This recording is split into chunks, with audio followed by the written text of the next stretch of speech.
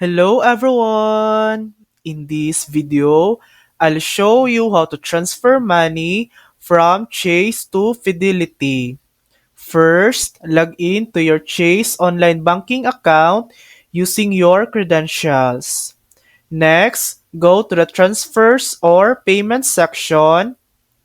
Select the option to add an external account or link an account. Then enter your Fidelity account details, including the account holder's name, account number, and Fidelity's routing number.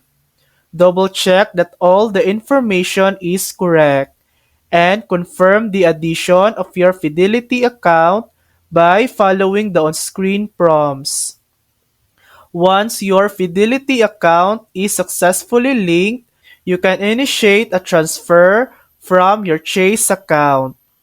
Choose your Fidelity account as the recipient, enter the amount you want to transfer, and review all the transaction details carefully. Finally, click Confirm Transfer. And that's it. You've successfully transferred money from Chase to Fidelity. Thanks for watching. If this video helped you, please like and subscribe for more helpful tutorials.